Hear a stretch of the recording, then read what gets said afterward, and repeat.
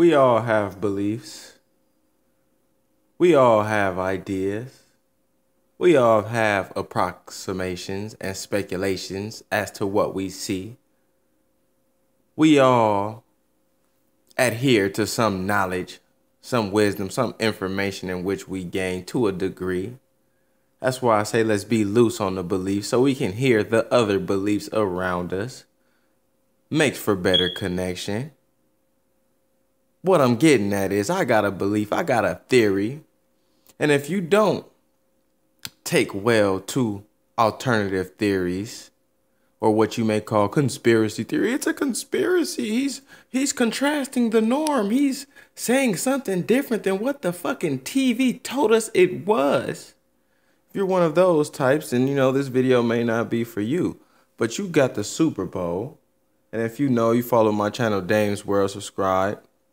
I've been off the NFL. The NFL been with the antics, the super antics, the super distractions, and it's been favorable politically and economically for me, not for the people, not for the masses. It's been for a demographic, a small few group of people trying to inflict their beliefs on everyone else. So I just been off the NFL, but I had to watch this game, the Super Bowl, because for me, in my belief, in the idea that nobody's belief is reality, this is just my take.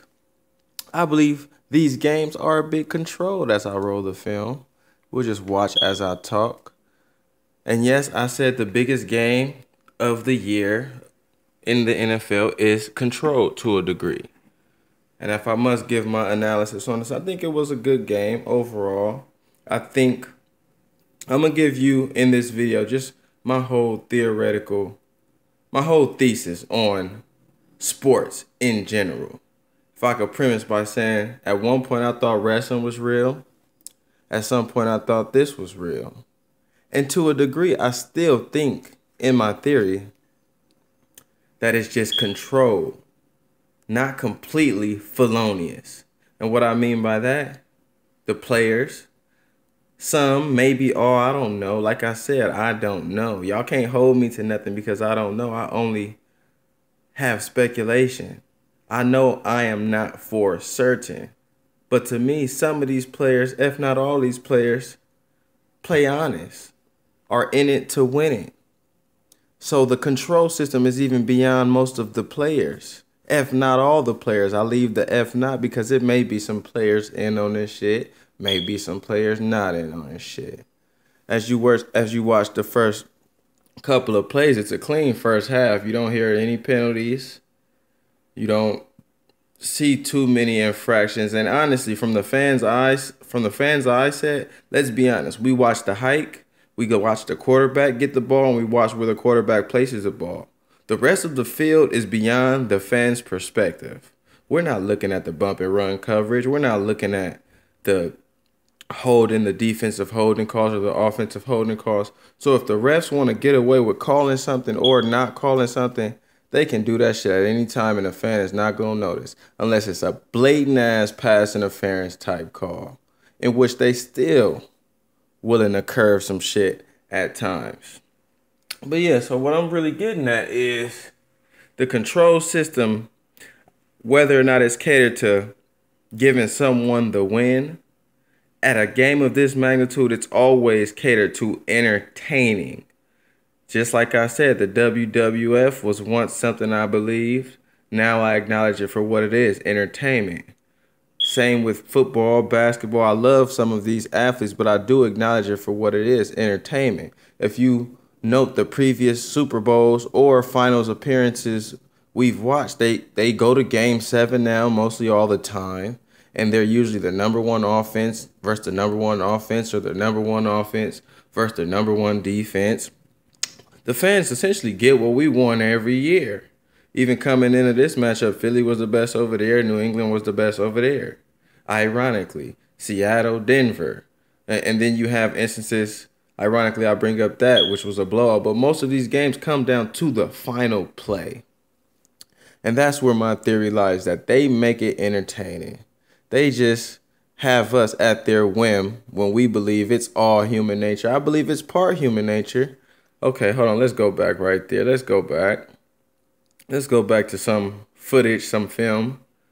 And when I say it's partially controlled, when you see the losing team, the Patriots, in a position like this, well, this is 15-3. We'll let it run. We'll get to more footage that provides better evidence. I don't think that was even a flag. We'll get to more footage. So when you get to the New England Patriots and they're down, you're going to start seeing calls not called on them deliberately. And you're going to see calls in their favor to bring back the comeback. Now, I'm not just saying it's a New England thing. I think this is just for the sake of entertainment. Let's not produce a blowout. Let's not have viewers leave the tube. Let's keep everybody coerced into this one thing for the profit. And then when you have this possession right here, this is the possession in which I was talking about. They got pinned back, in which the video will skip. You got the interception. They got pinned back to the 4-yard line. A penalty to keep this drive going is a defensive holding on 3rd down, in which this video skips. Now, had that call not been made, what you get is a 15-6 game with the Eagles in possession, driving down the field for a potential 22-6 run. Essentially a pull away. This is the first possession in which a penalty dictates a swing of that magnitude. And as I play forward, you see New England drive along the field. And like I said, the players may not be in on it. They just playing their hearts out. But you have a play like that, and a play like that really does so much for the game. Instead of 22-6, possibly, it's 15-12, and New England's right in it. If you watch the game, Philadelphia through and through, to me, was the better team. They executed the plays when they had to. They didn't have any drives where a penalty got them the touchdown. You see that first drive, a penalty got New England a touchdown. That's one drive. Mind you, as we watch the film, we watch Buck, and you see a lot of big plays in this game. It was entertaining too, which it is supposed to be. This is the, you feel me? This is the big WWE now. Nick Foles gets the touchdown. 22-2, what have you. You see it's another play, meaningless play. But then you're going to have another drive, a critical drive, in which another 3rd down saves New England for another driving touchdown. I don't know precisely if it was this drive or the drive after in which they scored, but you have another drive in which New England gets another touchdown based off a 3rd and 5 defensive holding call. In these sports, they have particular calls which gives you an automatic first. And then, hold on, now we have this penalty. We'll digress. Not a penalty. In live action, when you watch this, you cannot call it an incomplete pass. So people will say, oh, they were cheating for the Eagles when they called this a catch. In live play right there. How can you ever see it as an incomplete pass? So based on the assumption that that's a catch live, it's something difficult to overturn. You can't overturn that call. So when it said the ruling on the field stands, it was something obvious to me, but you can cause an uproar. So for me, that's not a favorable Philadelphia call. That was the righteous call, but it's just my perspective. And you got the play going on, driving down the field. They don't show any of the infractions, the holding a 3rd down to give them the 1st down and prevent it from being a 3-score lead and now a 1-score lead. It could have been this drive. It could have been the last drive. I don't even fucking remember because they don't show it. So you have that. Then you have a play in which is a stand-up from the Patriots, in which gets no replay attention. I want you guys to pay attention to that. What they choose to replay and what they choose to show us. I believe this is it, right? I believe that was it right there. He fumbled that possession.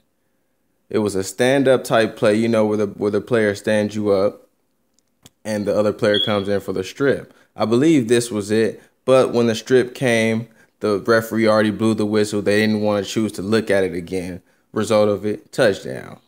You have big plays in which it's so subtle, and if anybody can find contrasting plays favorable for the Eagles, just post up here, show me As far as I've seen it, it was a game to keep New England in the game. Philadelphia was a better team at every position. Yes, New England had some big plays, but all through and through, they were the better rushers. They were the better passers. To me, they were the better defenders. It was just, to me, two big penalties, third down holdings, in which probably could have been holding calls, but they were not going to be called against New England. New England gets no holding calls. And as we go to this play, I've never seen more clear a catch in my life be reviewed. I feel like this was for the sake of still keeping a team in the game. If Philly gets a field goal, you have it down to the final possession in which New England can potentially win.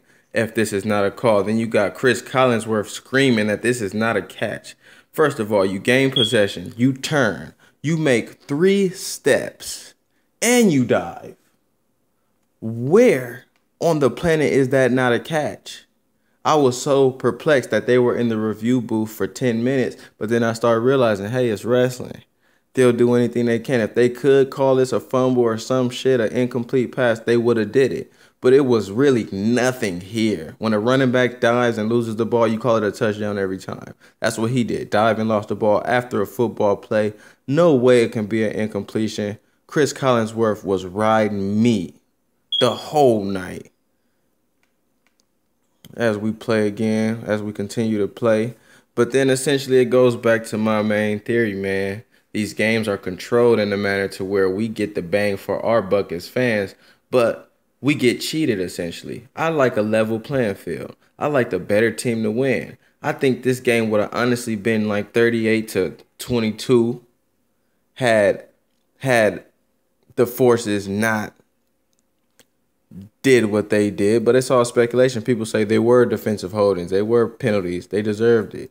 And New England didn't commit a penalty. They're fair team. They never commit penalties. If you look at the penalties in this game, it's probably 2 false starts from New England. But you see the end result. We get at standing zeros, the final play of the game. We get what everybody wants.